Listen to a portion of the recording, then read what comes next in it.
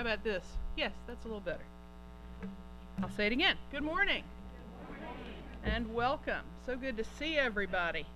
Welcome to the Unitarian Universalist Fellowship of the Emerald Coast. We are a congregation founded on loving kindness and a common devotion to our free faith. We especially welcome guests, first-time visitors. I see several, so glad you're here with us today. If you did not get a chance, I hope you'll fill out a visitor card on that blue-covered table by the front door. You can check to receive our e-news if you're interested in what's going on from week to week. And then you can find out more about us. And you can also check out our Facebooks, our website, and you'll find a lot of information about Unitarian Universalism there as well. This morning, we hope to teach minds, to touch hearts, to challenge spirits, and to comfort souls. We hope that you find spiritual refreshment and restoration this morning.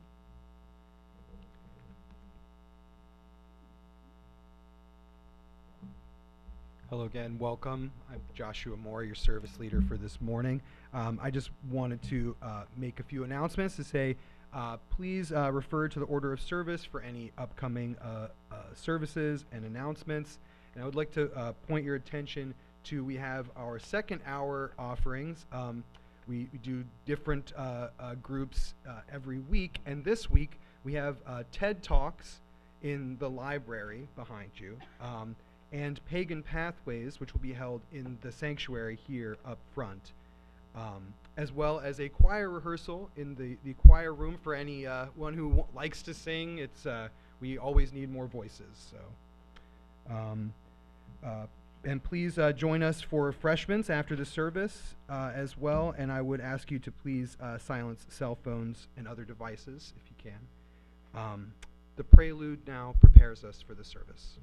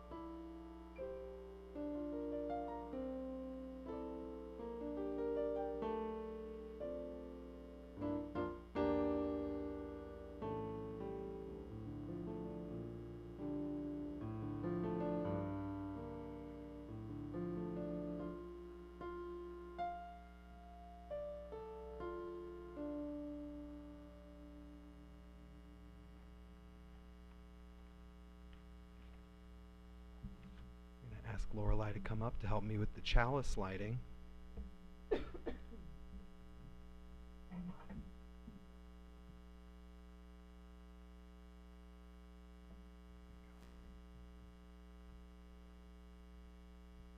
The flame that has been passed down to us through our living tradition burns with the light of reason, the warmth of community, and the flame of hope. Recall, friends, what the Rabbi Jesus was reported to have said. Preach from your housetops that which you will hear in your ear, for no one lights a lamp and puts it under a bushel, nor does he put it in a hidden place, but rather he sets it on a lampstand so that everyone who enters and leaves will see its light.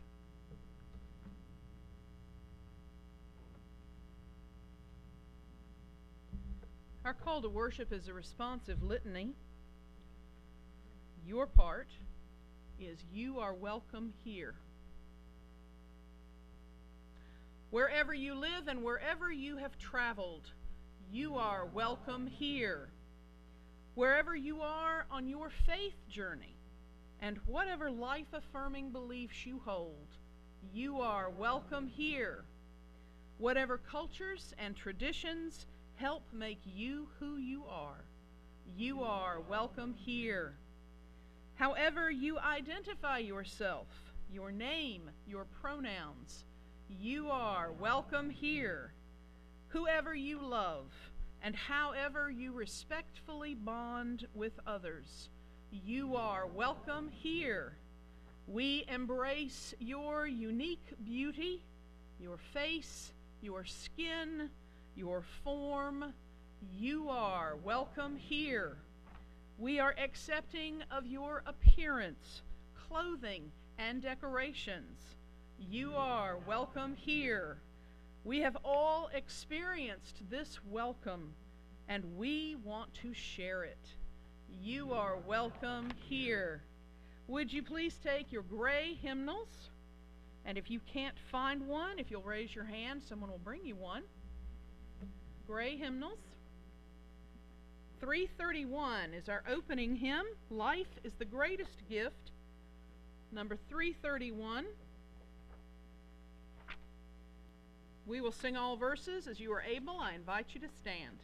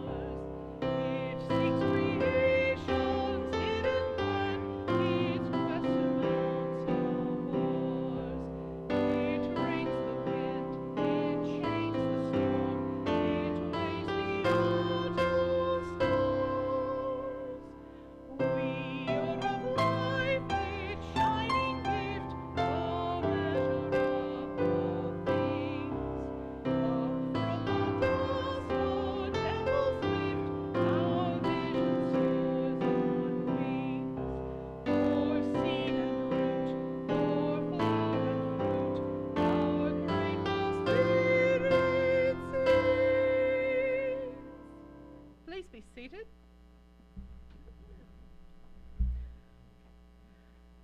This is our time for all ages, and it's a good time to introduce our new religious exploration assistant. This is Liz Wilkins. If you haven't already met her, take a chance to do that after the service. All the children are welcome to come forward if they feel like it. All right.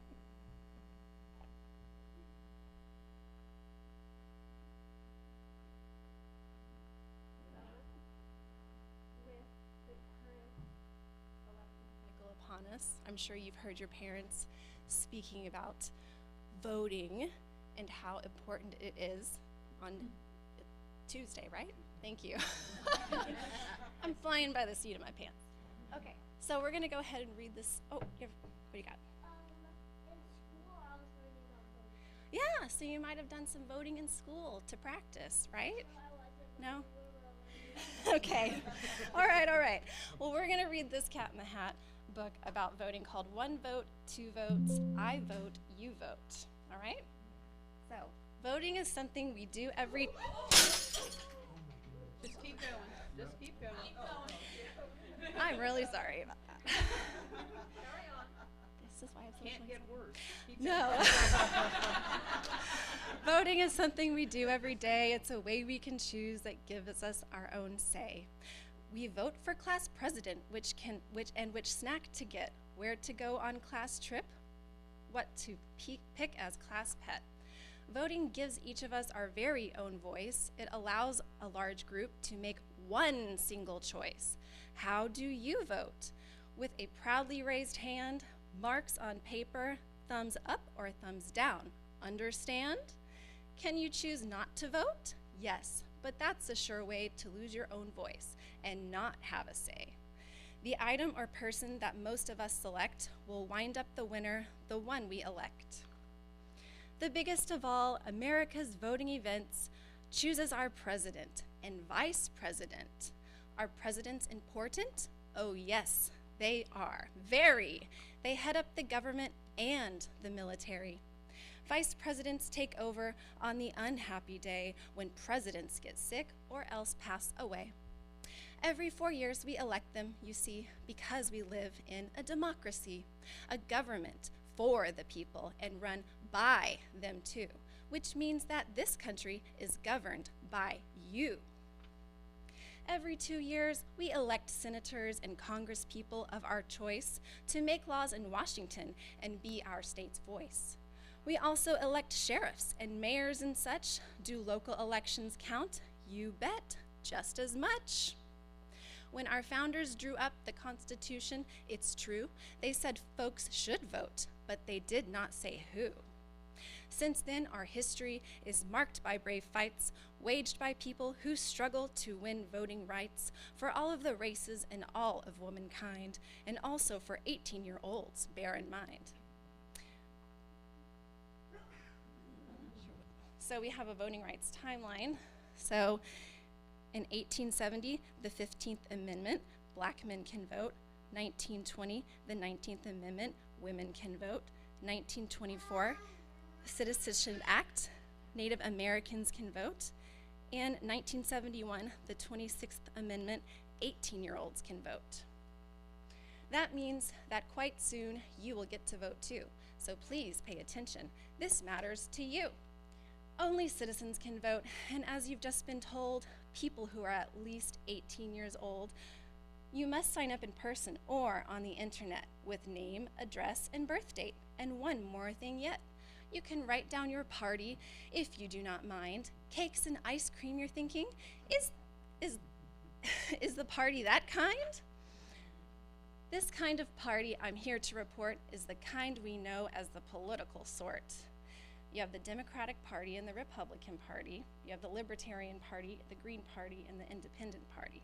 It's made up of large groups of citizens who share beliefs and ideas and opinions too.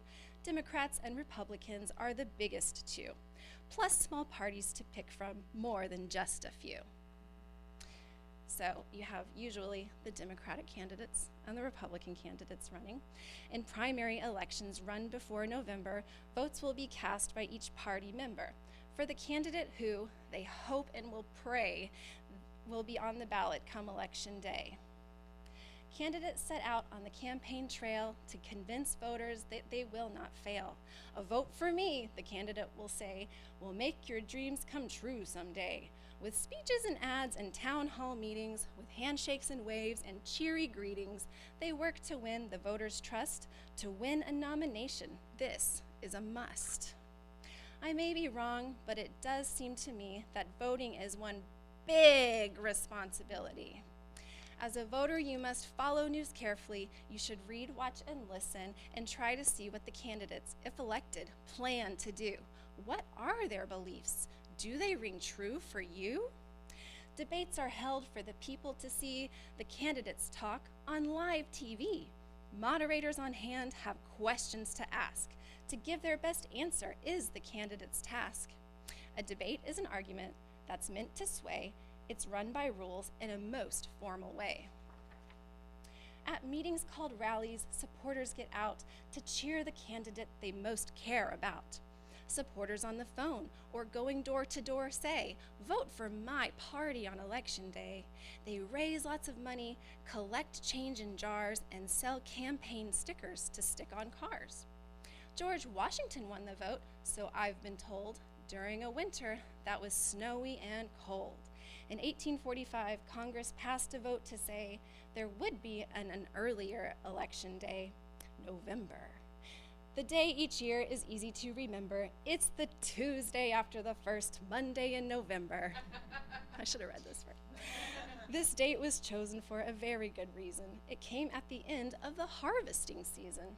When election day comes, the voters' big role is to make sure to vote at their assigned poll. A poll is where you vote. As a general rule, it's a public place like a firehouse or school. If you're out of town, there's a chance that you might mail an absentee ballot. Voting is your right. People cast their votes by different means, ballots fed into computers or direct voting machines. However you vote, it's important, you see, that voters are given complete privacy. A curtain or screen protects voters from view. This ensures that your vote is known only to you. The polls close up at the end of the day. Here come the counters. Please clear the way. By special computer, poll results are scanned, but some votes are still counted out by hand. The results are sent to the Board of Elections, which declares the winner after careful inspections. The loser admits their bitter defeat. The winner announces their victory sweet. The winner vows to serve everyone in the land, not just the supporters who lent them a hand. If all of this rings true, it's my dearest hope that you will cast your first vote for the Cat in the Hat.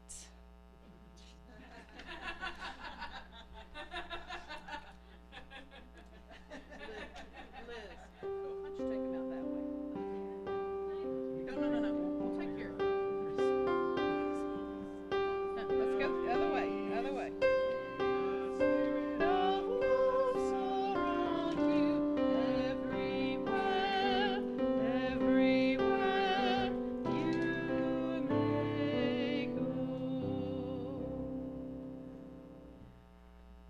Through an editorial mistake, we left out the new member ceremony, but we are going to do it. So I'm going to ask Josh and our president, Jane, to come forward, and we will get started.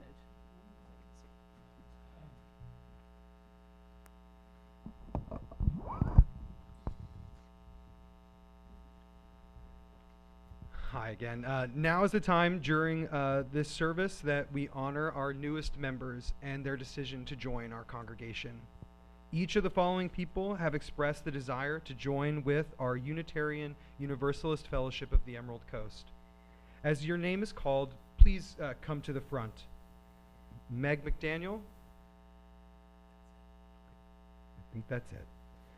We encourage you to share with us your creative thoughts, your vital experiences in life, your doubts, your dreams about what our lives together can be.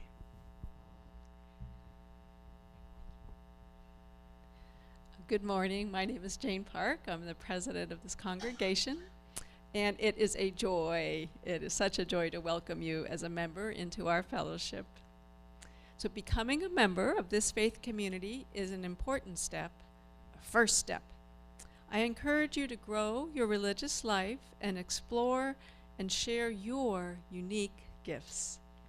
Will you journey together with us, celebrating the joys and embracing the responsibilities of membership, including the sharing of time, your talents, and your resources?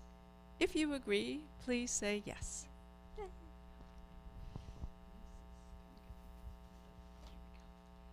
There you go.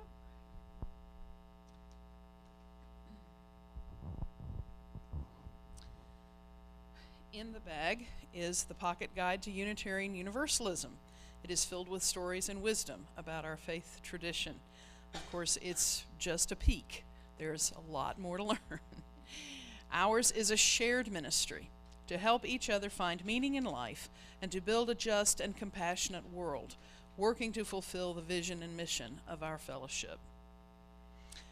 Members of the Unitarian Universalist Fellowship of the Emerald Coast, will you reach out to these people in friendship, including them in our activities and fellowship? Will you walk with them on their religious journey? Will you be open to their unique gifts and perspectives? Will you extend a warm welcome to each of them, remembering that each of you was once a new member?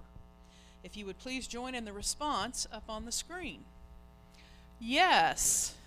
We renew our membership commitments and join our strengths and talents and resources with yours.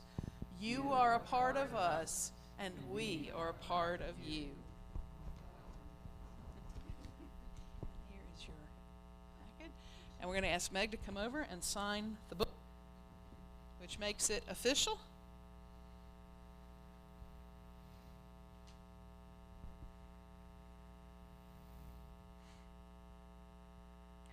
And let's give Meg a round of applause. Yay! Welcome. Thank you.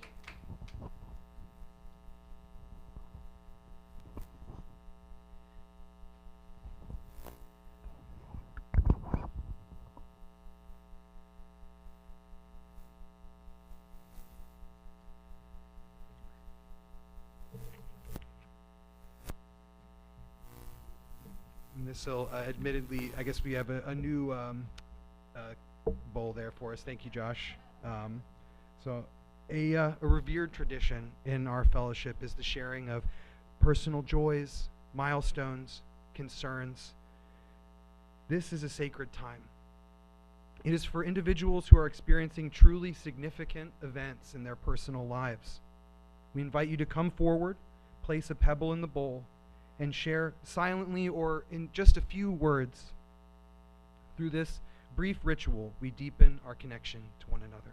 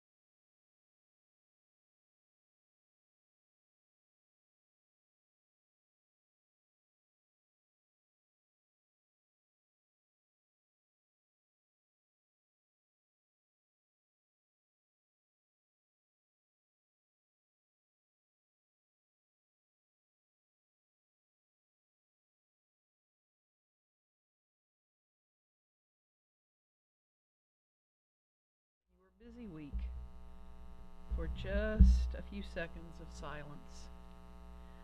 And it is a powerful thing to sit and breathe in community, for the very air that we take in unites us with all living creatures. After a few moments, I'll close us with a prayer adapted from one by Sarah Eileen Lawal.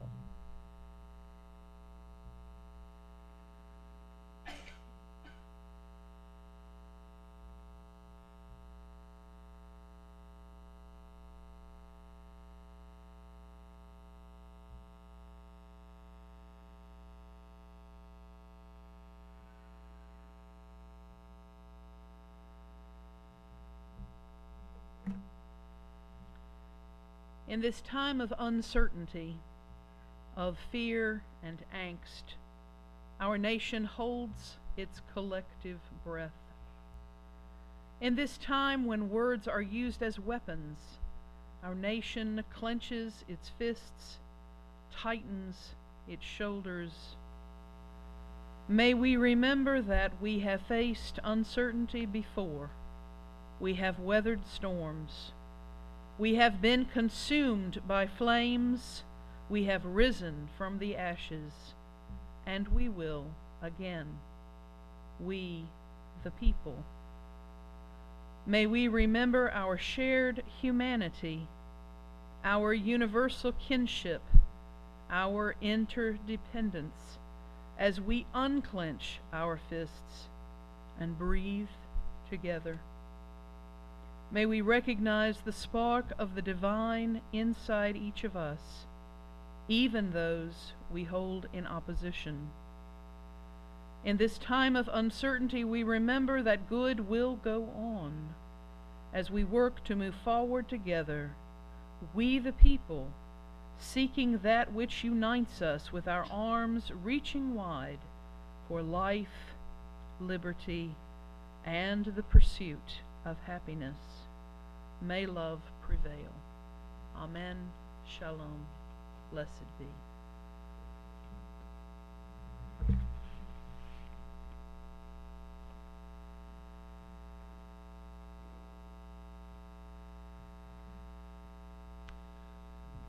Generosity is a spiritual practice, and our fellowship is supported entirely by pledges and donations.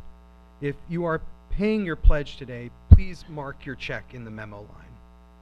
After the song of dedication, we will share cash and designated checks with our November Split the Plate partner. If you are using a check, make sure to mark it in the memo line if you want it to go to Split the Plate. And this month's Split the Plate partner is Healing Paws for Warriors. Healing Paws for Warriors is dedicated to providing combat veterans suffering from post-traumatic stress disorder, traumatic brain injury, and military sexual trauma rescue to trained ADA-certified service dogs.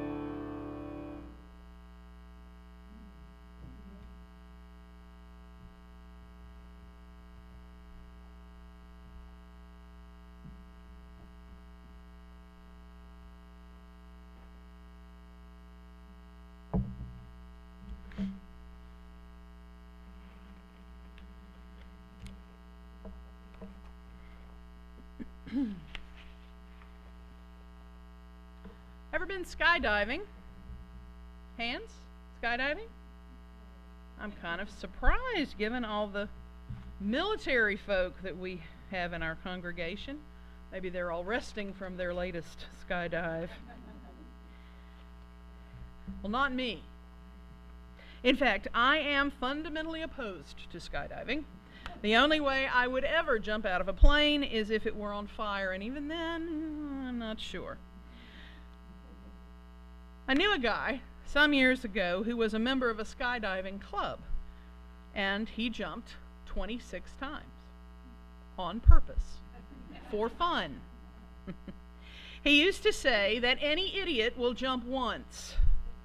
It takes real bravery to do it again. He said facing your second jump when you've been through it and you know what it's all about and how utterly terrifying it is takes a lot more courage. I'm guessing that everyone who's here today and listening on the streaming has made the jump to vote in a national election before. Most of us have done it many times. Many of us have contributed money to the candidates we supported, and some of us have volunteered to work for those campaigns. My parents had a news clipping from the Birmingham Post-Herald of me as an infant sitting on a big table in a bouncy seat at the Humphrey Muskie headquarters, surrounded by styrofoam boaters, bumper stickers, envelopes, and cheerful, hopeful volunteers. All those supporting the Democratic ticket that year jumped with Hubert Humphrey, but they didn't have the landing that they hoped for. Richard Nixon won that election in 1968. What I learned from growing up in such a politically active household is that political defeat as well as victory only lasts until the next election. Once everyone has jumped, no matter what kind of landing folk have, the plane will return to the hangar, fuel up, and take another group for another jump on another day. Like skydiving, voting takes courage. Many may not see this at first glance. For those of us who grew up as white and privileged in this country, we have likely taken the right to vote for granted. I remember being so indignant that I was not allowed to vote in the 1984 election because I would not turn 18 until the following April. It seemed so unfair. I understood voting to be a right, a responsibility, an expected civic duty. I never imagined that anyone might interfere with my right to vote once I turned 18. Sadly, this country has a long history of restricting the right to vote predominantly to those of privilege. Originally, only white male landowners could make decisions in this country. Then, over the years, more white men were included in the circle of power. Black men became included on paper, but were still excluded in many states and in many ways. White women, like my grandmothers, both got the vote in 1920, and black women found their suffrage discouraged or denied in most places. Voter suppression and intimidation continues today. I made a sweep of the recent headlines about voter suppression in Florida. Did you know that some of the Proud Boys will serve as poll workers in Miami-Dade County next week? Well, this week. I wonder who might be intimidated by them. Columnist Will Bunch wrote a poignant piece in the Philadelphia Inquirer recently about citizens who had previously voted following the passage of a referendum granting former felons the restoration of voting rights, and were arrested in the streets by Florida's Office of Election Crimes. Listen to this excerpt.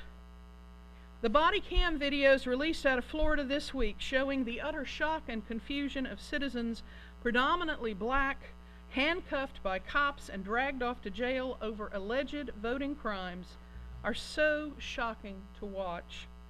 These images aren't blurry newsreels from over half a century ago. This police roundup meant to send a chilling message that could keep thousands of legitimate would-be voters at home next month is from 2022 in high-def living color.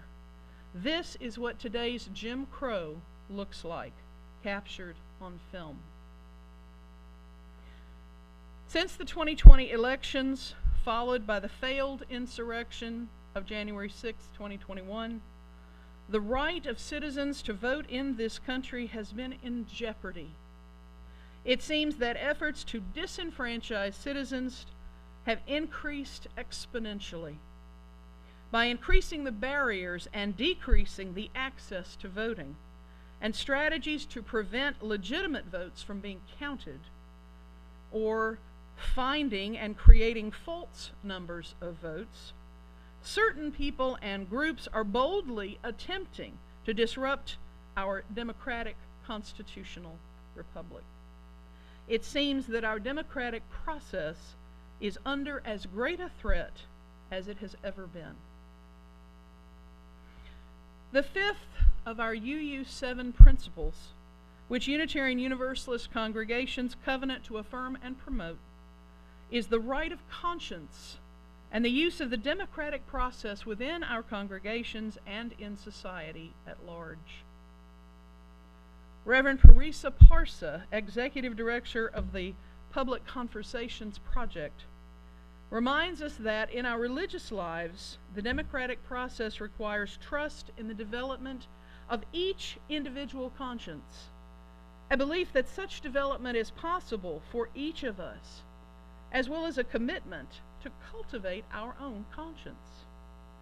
We could call it a commitment to the value of each person. One of our historic Unitarian leaders, Theodore Parker, said, "Democracy means not, I am as good as you are, but you are as good as I am. My connection with the sacred is only as precious as my willingness to acknowledge the same connection in others." All people should have a voice and vote about the laws which govern their society and the statutes which affect their lives. UUs have a long history of engaging the democratic process for the causes of justice.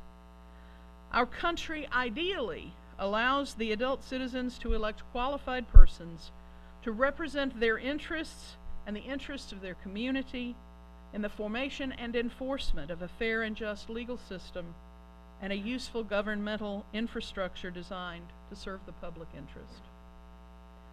Of course, we all know that our government is far from perfect. The events of recent years have shown plainly and painfully that a representative democracy is only as effective as the persons elected to serve. Sometimes the majority of the voting populace elect representatives who do not serve the country well. We must all live with the results of every election, and every election is an opportunity to change things by changing our representation. Every election is a jump into vast, open space. We each make our choice, cast our vote, and then we fall together through cold air to see where and how everyone lands. All of us will hit the ground, some gently, some roughly, some where they expected, and some in strange, unknown territory. We will all end up on the ground somewhere, governed by those elected by the majority. Unitarian Universalists are deeply committed to the separation of church and state, and we never promote a particular candidate or political party within the walls of our congregations.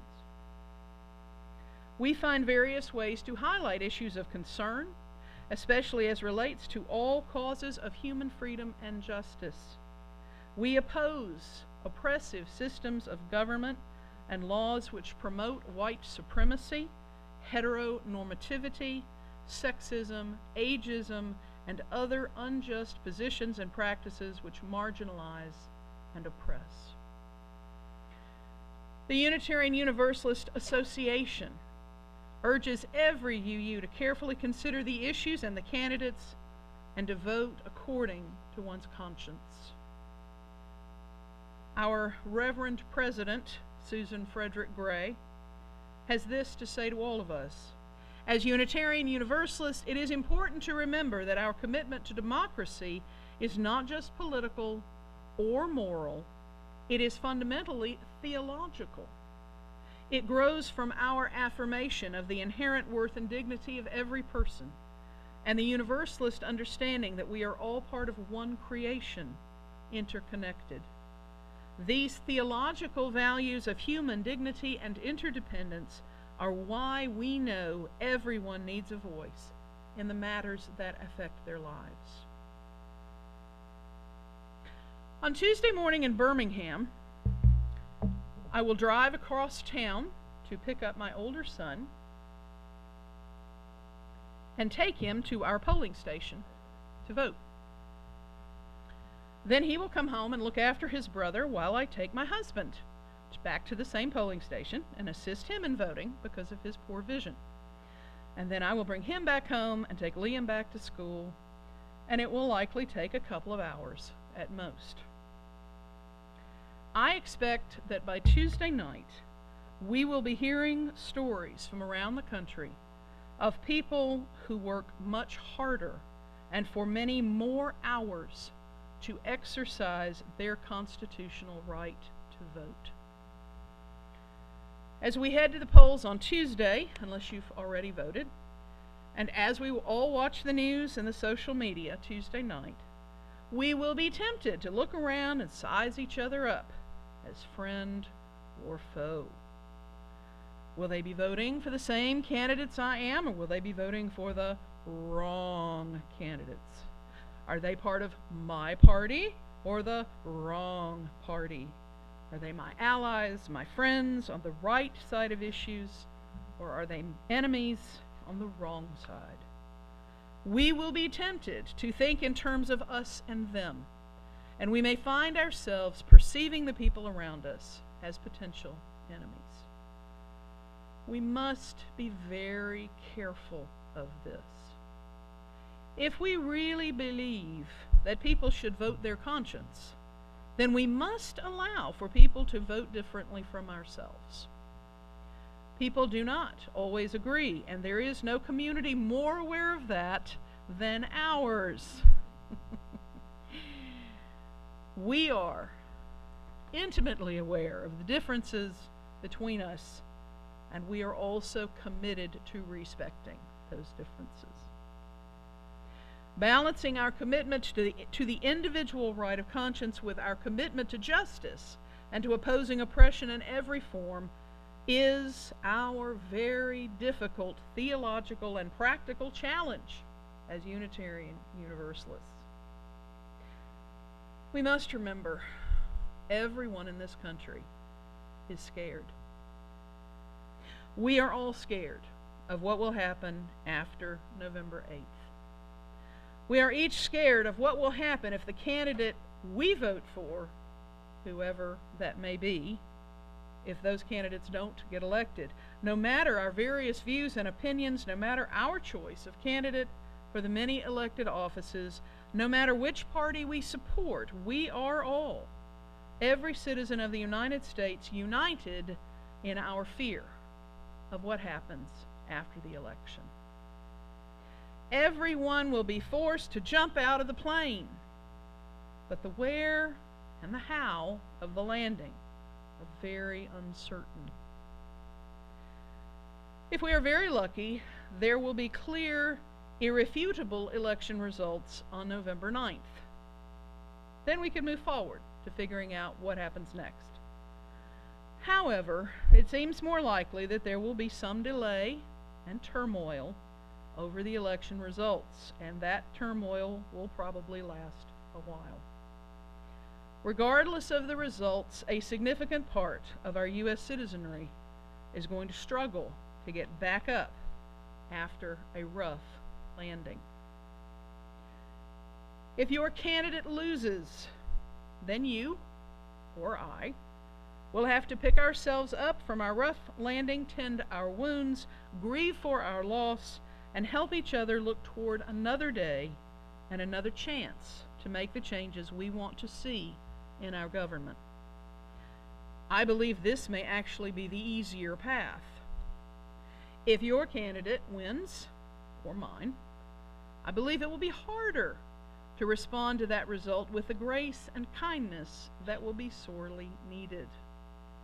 After years filled with so much rancor, so much loss and grief, so much blame, so much malicious behavior and nasty rhetoric, it will be extremely important for those whose candidates win this election to behave with gentleness and grace in the face of almost certain massive disappointment and increased fear and rage. We have all seen where fear and rage can take us. Friends, we must be prepared no matter what happens to keep cool heads, to stay safe, and exercise caution in our communications and interactions. Believing as we do in the inherent worth and dignity of every person, which is our first principle, even those persons with whom we absolutely cannot stand, right down to the depths of our being, we must still dig deeper to find a way to coexist and move forward together. I hope everyone has their parachute well packed. The plane is about to leave the hangar and take us up for one of the biggest election jumps of our lives. Imagine you are moving toward the open hatch. Feel the wind on your face. See the blue sky. Close your eyes. Deep breath. See when we land. 1, 2, 3. Jump!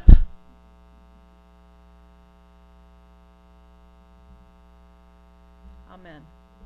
Shalom. Blessed be. Would you find a teal hymnal? Our hymn is 1017 in a teal hymnal. If you can't find one, someone can help you. Everybody got one? All right, I'm going to tax your powers of observation. We're going to sing verse 1, verse 4 in the hymnal, and the words to the last verse, verse 5, are here. It's all going to be up here, though, and that may be the easier thing if you don't need the music. 1017, as you are able, I invite you to stand.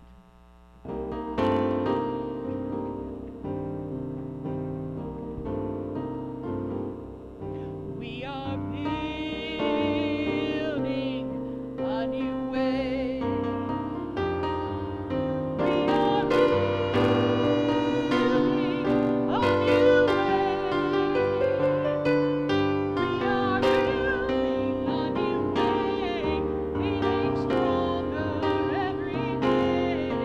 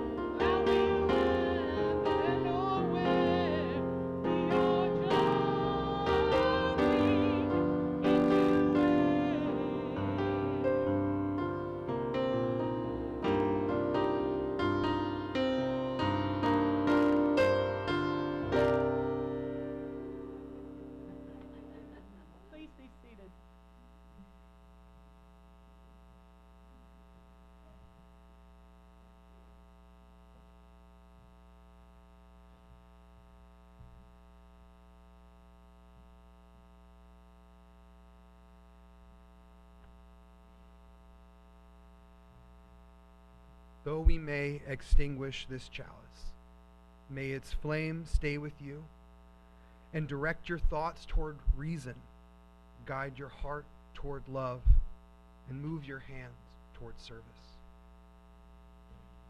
Please remain seated for the postlude.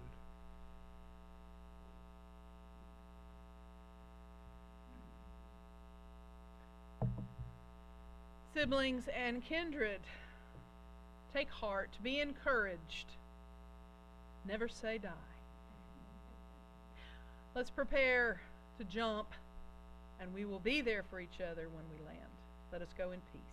Amen. Shalom. Blessed be.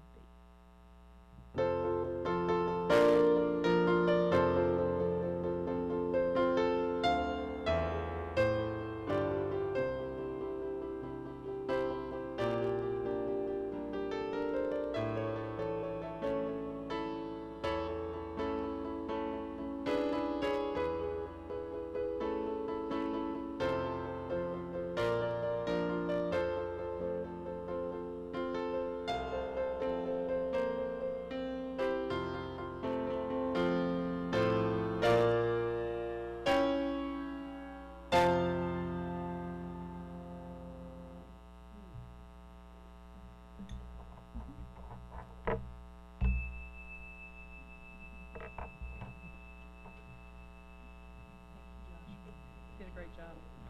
Thanks for a little emergency help there. I know, right? Like you said, it couldn't get worse. It just can't get worse. That's right. It just can't get worse.